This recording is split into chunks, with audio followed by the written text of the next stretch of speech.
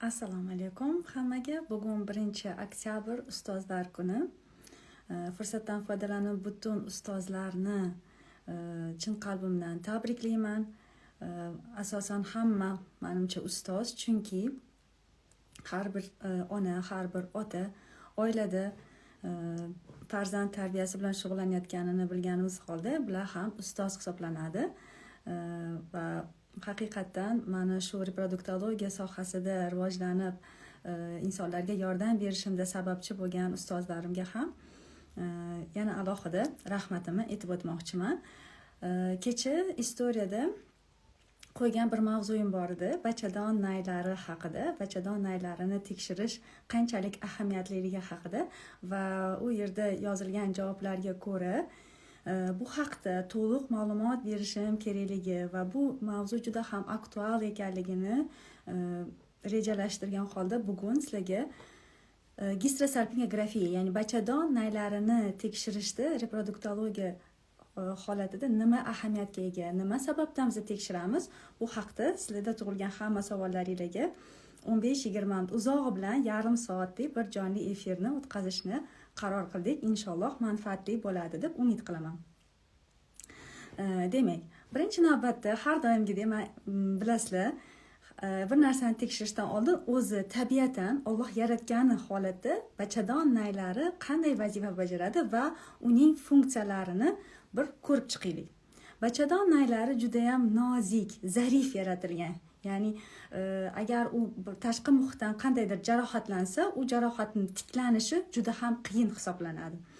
Bachadon naylari asosan bizani tuxumdon bilan bachadon orasida ko'prik vazifasini bajaradi. Tabiiy holatda bu urug'i tuxum hujayra bilan uchrashadigan birinchi joyi hisoblanadi. Ya'ni yangi hayotni boshlanish joyi tabiiy holatda bu bachadon naylarida bo'ladi. Ovulyatsiyadan keyin hosil bo'lgan tuxum hujayra bilan urug'i uchrashib, urug'lanib va u yerda sekin asta bachadonga kelish davrida ham taxminan 3-5, uzog'i bilan 7 kun oralig'ida bachadon ichiga tushadi. Endi biza nima sababdan reproduktologlar bu bachadon naylarini tekshirtirishi qat'iyan tekshirtiring deb aytishimizga sabab aynan shu yerda qandaydir to'siqlar hisobiga bular uchrasha olmayotgan bo'lsa, sizda farzandsizlik muammosi yuzaga kelayotgan bo'lishi mumkin. Tuzilish jihatidan aytadigan bo'lsak, nay holatida ko'pincha bemorlarim kelganda men aytaman, soch tolasi kabi shunaqa ingichka, ichi nozik holatda bo'lib, ichida xilpillovchi, ya'ni harakatda bo'ladigan kiprik holatida epitelidan qoplangan bo'lib, bilasiz, tuxum hujayrani na oyog'i, na qo'li bor, dumdumaloq hujayra bo'lib, u urug'langandan keyin ham masalan oyoqchalari paydo bo'lmaydi. Aynan shu bachadon ichidagi xilpillovchi epiteliyalar hisobiga u sekin asta harakatlanib, mana shu harakatlanishi o'zi ham 2-3 kunni o'z ichiga oladi. Mana shu harakatlanish natijasida bachadon ichiga tushadi. Hattoki bachadon ichiga tushgan zahot ham bu urug'langan tuxum hujayra darrov implantatsiya, ya'ni yopishish holati bo'lmaydi. Mana shu holatda biza ba'zi holatlarda biz aytamiz, bir tarafi da suyuqlik yo'q trubada, lekin bir tarafda suyuqlik bo'lsa ham siz homilador bo'lishga qiynalasiz deb bemorlarimizga aytib o'tamiz. Sababi bachadon ichidagi muhit ham juda ham muhim bizga. Agar sizda bir tarafingizda suyuqlik bo'ladigan bo'lsa, bu suyuqlik xohlasangiz, xohlamasangiz o'zida uzoq muddat o'sha turgani uchun yalg'lanish hujayralari, ya'ni embrionni birikishiga salbiy ta'sir ko'rsatuvchi moddalar o'zida saqlaydi va bu endi birikmoqchi bo'lgan embrionni birikishiga salbiy ta'sir ko'rsatishi mumkin. Qaysi holatlarda? Mana masalan, HGCM chiqdi, keyin tushib ketdi degan holatda biokimik homiladorlikda ham biza ba'zan bachadon naylarida, ikkinchi bachadon nayida suyuqlik yo'qmikan deb shubhaga borishimiz mumkin va bemorlarimizda homiladorlik yuzaga kelgan bo'lsa ham shubhamiz bo'lsa, borib bachadon naylarini gisterosalpingografiya tekshiruvidan o'ting deb tavsiya beramiz. Chunki bachadon ichidagi muhitda toki birikib olgungacha o'sha yerdagi muhit bilan oziqlanadi. Agar o'sha yerdagi oziqa muhitida buzilishlar bo'lsa, bola birikishga to'sqinlik qiladi va siz aslida urug'langan tuxum hujayrani bachadon ichida ushlab qola olmaganingizdan dalolat beradi. Ya'ni homiladorlik yuzaga keladi, lekin birikishi uchun sharoit, muhit yo'qligidan sizda shu muammolar yuzaga kelayotgan bo'lishi mumkin. Endi tekshiruvga keladigan bo'lsak, ko'pincha bemorlarimda aytsam, bu juda ham og'irli protsedura, shuni tekshirtirmasdan hal qilsak bo'ladimi deb aytishadi. Aslida 10 tadan bitta ikkita bemorda kuchli og'riqlar sezilishi mumkin. U ham bo'lsa qilayotgan tajribali mutaxassisga ham bog'liq. Sababi juda ham tez kontrast jo'natilsa, asosan bu protsedura xuddi ginekologik kreslo holatida zerkalo qo'yiladi, ko'zgu va kateter qo'yib, bachadon ichiga kateter qo'yib, suyuqlik jo'natiladi. U suyuqlik kontrast modda bo'lib, rentgen nurlarini o'zidan o'tkazmaydi va o'sha hisobiga biz qora rasmda oq o'sha kontrastni ketayotganini ko'rishimiz mumkin. Ba'zi holatlarda agar mutaxassisni juda tez jo'natishi hisobiga bachadon birdaniga qisqaradi, ya'ni spazm yuzaga keladi va bu spazm hisobiga siz kuchli og'riqlar sezishingiz mumkin. Shu sababdan o'zi jo'natilish texnikasida ham diqqatga qilinadigan narsa bu juda sekin jo'natilishi va iloji boricha bitta snimka emas, bitta rasm emas, 3 ta 4 ta rasm, ya'ni 1 minutdan keyin, 5 minutdan keyin holatlarini ko'rishimiz kerak. Aytib o'tganimdek, hammada ham og'riqli kechmaydi. O'zi to'g'ri qilinsa, umuman почти og'riqsiz protsedura hisoblanadi. Diskomfort bo'lishi mumkin, sababi jo'natilayotgan suyuqlik qorin bo'shlig'iga tushgandan keyin bu qorin bo'shlig'ining devorini nima deydi, qo'zg'atgani hisobiga ba'zan og'riqlar sezish mumkin. U ham qanaqa og'riqlar? Masalan, hayz kelish oldidagi ozgina og'riqlarga o'xshab yoki ba'zi ayollarimiz ovulyatsiya paytini sezadi. Mana shunaqa, shunga o'xshash shu darajadagi kuchsiz og'riqlar bo'lishi mumkin. Tekshiruv jarayoni albatta iloji boricha hayz sikli tugashi bilan, ya'ni qon to'xtagandan keyin iloji boricha 5, uzog'i bilan 7 kun oralig'ida tekshirilishi kerak. Nima sababdan unaqa?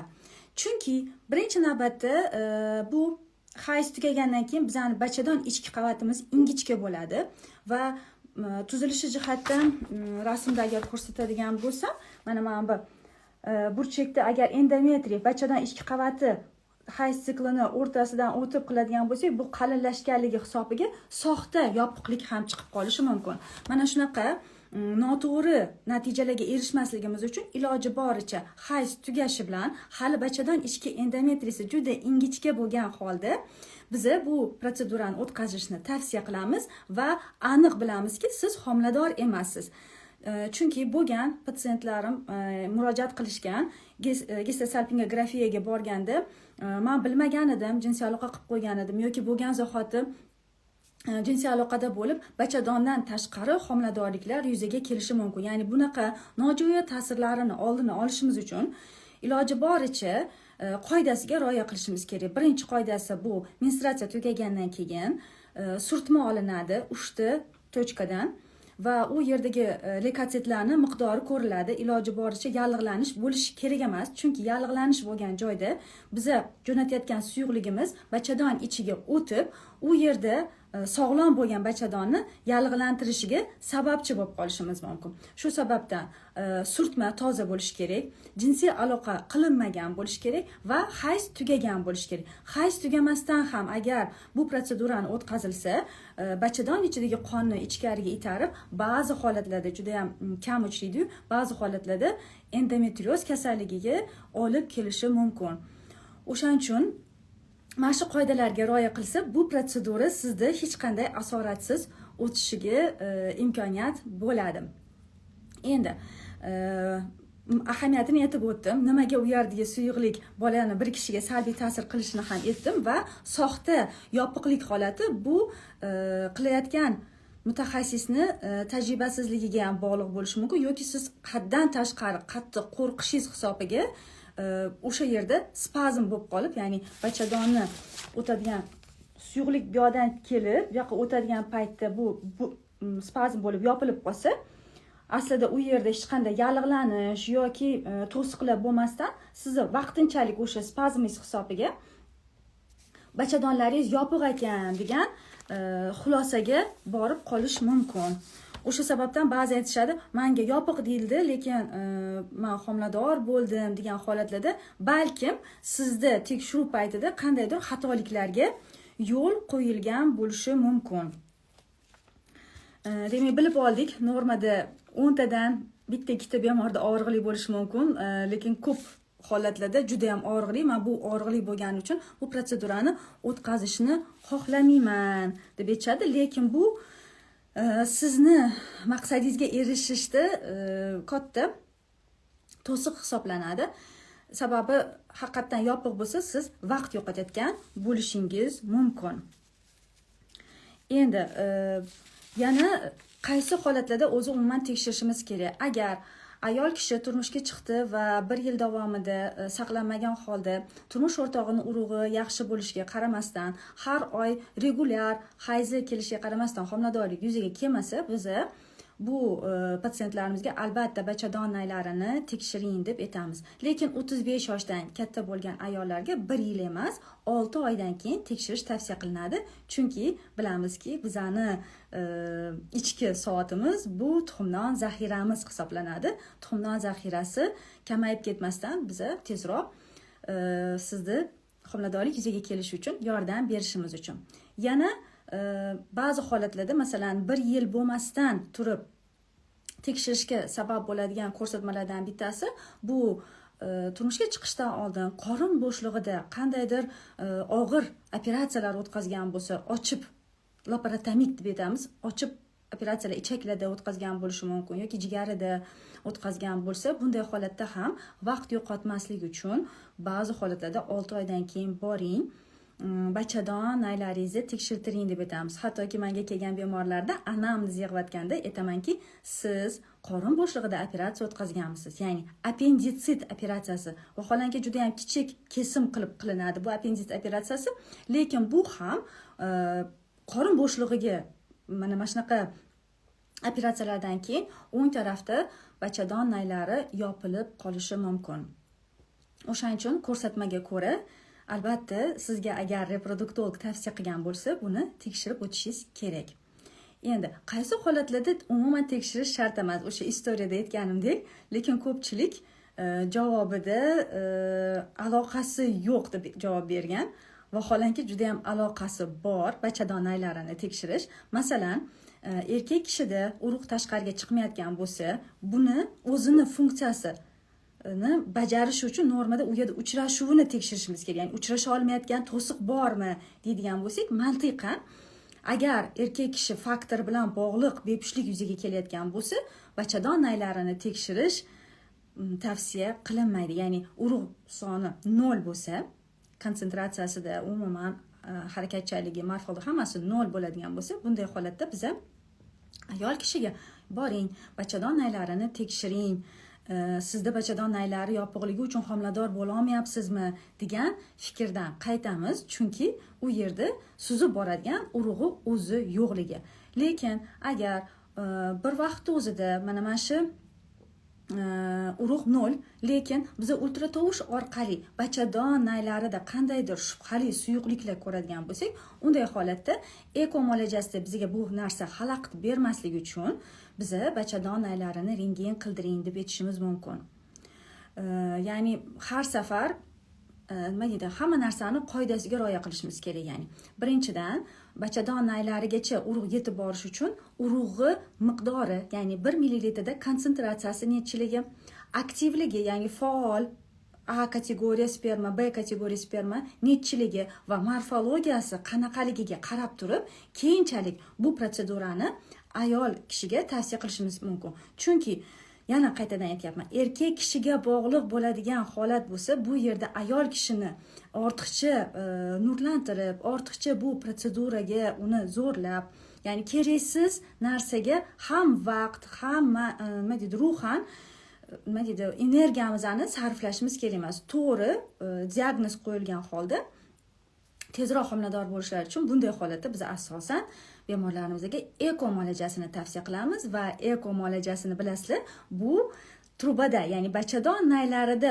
bo'ladigan prosesni, urug'lanish prosesini biz laboratoriya sharoitida embriologlarimiz yordamida olingan tuxum hujayra va bergan urug' analizi bilan yoki biopsiya yo'li bilan moyaklardan olingan urug' hisobiga urug'lantirib, X yo'li bilan, ya'ni tuxum hujayrani ichiga nina orqali majburiy urug'lantirgan holda homilador bo'lishlariga yordam beriladi. Yana aytmoqchi bo'lgan narsalarimdan bittasi, bu bachadon naylarini rentgenida nafaqatgina bachadon naylarini baholashimiz mumkin, bir vaqt o'zida biza bachadondagi ichki nuqsonlarini, tug'ma nuqsonlar yoki orttirilgan nuqsonlarni ko'rishimiz mumkin. Masalan, bachadon ichida polipni ham siz biza kontrast jo'natganimizda o'sha polip joyi to'lmaganligi, kontrast bilan to'lmaganligi oqibatida biza polipni ham tashxisini qo'yishimiz mumkin. Va tug'ma nuqsonlardan bittasi bu bachadon ichida to'siqlar bo'ladigan bo'lsa va shu to'siqlar hisobiga homiladorlik bo'lib tushib qolayotgan bo'lsa, uni ham aniqlab olib, keyinchalik taktikani, ya'ni bu to'siqni olib tashlash operatsiyalarini tavsiya qilishimiz mumkin. To'g'ri, hozirda 3D ultratovush tekshiruvlari bor. Bachadon ichki nuqsonlarini juda ham zo'r ko'rib beradi. Lekin eski bizani metodlarimizdan bittasi bu bachadon nuqsonlarini mana shu gisterosalpingografiya orqali ham bilib olishimiz mumkin. Endi ba'zi holatlarda bemorlarimiz keladi, meni chap tarafim yopiq deydi. Biz anaqada rasmda ko'ramiz, chap emas, o'ng deymiz. Mana shunaqa chalkashmovchiliklar bo'lmasligi uchun asosan rentgen qilayotgan mutaxassis albatta plyonkani ustiga chap va o'ng, right, left degan harflarni yopishtiradi va shu orqali biza chapmi, o'ngmi aniq bilib olishimiz mumkin. Siz esa buni to'g'ri, snimkani to'g'ri ko'ryapsizmi, yo'qmi bilishingiz uchun albatta ustida sizni ismi, familiyangizni to'g'ri o'qilishiga qarab bilib olishingiz mumkin. Ya'ni teskari o'xshatgan bo'lsangiz, sizni ismi, familiyangiz teskari, ya'ni harflar teskari holatda bo'lishi mumkin. Bunga qarab ham biza chapmi, o'ngmi aniqlashtirib olishimiz mumkin. Yana aytmoqchi bo'lgan narsalarimdan bittasi bu demak, bu shishliklar, ya'ni bachadon ichidagi bu suyuqliklar ko'pincha ikkita hujayrani, ya'ni tuxum hujayra bilan urug'i birlashishiga to'sqinlik qilganligi uchun buni albatta antibiotiklar bilan yoki qandaydir konservativ yo'l bilan davolashni biz ko'pincha tavsiya qilmaymiz. Sababi boshda aytib o'tganimdek, bu juda ham nozik va zarif yaratilganligi uchun bitta tashqaridan bo'lgan nojo'ya ta'sir hisobidan bu qayta tiklanish imkoniyati juda kam. Lekin ba'zi holatlarda bo'ladi, ya'ni qaysi qismidan yopilganligiga qarab ham biza mana ko'rib turganingizdek, mana bu eng tor qismi, mana bu yerda eng kengaygan qismi. Biza rentgen orqali ko'rganimizda agar kengaygan qismidan biroz chandiqlar bo'lsa, bunday holatda tuxumdan zaxirasi yaxshi bo'lsa, turmush qurganiga masalan 3 yildan oshmagan bo'lsa, urug' analizlari yaxshi bo'lsa, ba'zi holatlarda bemorlarimizga haqiqatdan laparoskopik yo'l bilan diagnostika qilib, bu chandiqlarni ochish operatsiyasini tavsiya qilishimiz mumkin, lekin hammaga emas. Va bu operatsiyalardan keyin statistika qilingan, bunday holatda asosan 100 ta odamdan uzog'i bilan 8-10% natijaga erishilgan, 90% asosan bu holat qayta tiklanmagan va ko'pincha bu bemorlar keyinchalik eko muolajasiga olingan. Shu sababdan har bitta qilinayotgan protsedurada sizga bo'lgan manfaati, ya'ni sizga qanchalik bu operatsiya foyda beradi, buni albatta sizni davolovchi reproduktolog shifokoringiz to'liq tushuntirib berishi mumkin. Chunki bir vaqt o'zi aytgandek, tuxumdan zaxirangiz turmush qurganingizga qancha bo'lganini va turmush o'rtog'ingizni urug' analizi qanaqa holatdaligi, ya'ni tabiiy homiladorlikka yetarlimi, yo'qmi, bularni hammasini baholagan holda rentgen snimkangizdagi sizda qaysi qismidan, juda nozik qismidan yoki keng qismidan yopilib qolganligini hammasini hisobga olib, keyinchalik bu operatsiyani qilib qilmasligini aytishimiz mumkin. Va bu holat agar mana shunaqa kichkina chandiqlar bo'lsa, nima asoratlarga olib kelishi mumkin? Homiladorlik yuzaga kelib, bachadondan tashqari homiladorlik yuzaga kelib qolishi mumkin. Chunki mana shu suyuqliklar hisobiga o'ziga baribir tortib o'sha yerda implantatsiya bo'lishiga sababchi bo'lib qolishi mumkin. Shuning uchun o'z vaqtida reproduktologga murojaat qiling va sizga agar shu gistoskopiya tekshiruvida bo'lishi jarayonida qandaydir savollaringiz bo'lsa, to'liq ma'lumotni oling. Ya'ni xatolikka yo'l qo'ymagan holda, ya'ni masalan, mazokingiz toza bo'lmasdan turib yoki mazok tekshirmasdan turib, surtma tekshirmasdan turib bu tekshiruvga bormang. Chunki hali aytib o'tganimdek, foydadan ko'ra sizga zarar yetib qolmasligi kerak. Shu bilan jonli efirimni tugataman. Inshaalloh manfaatli bo'ldi deb o'ylayman. Agar sizda ham shu mavzuga, ya'ni bachadon naylarini tekshirish bo'yicha qandaydir savollaringiz bo'lsa, izohda qoldirishingiz mumkin. Vaqt ajratib, Xudo xolasa, ularga ham javob berishga harakat qilaman.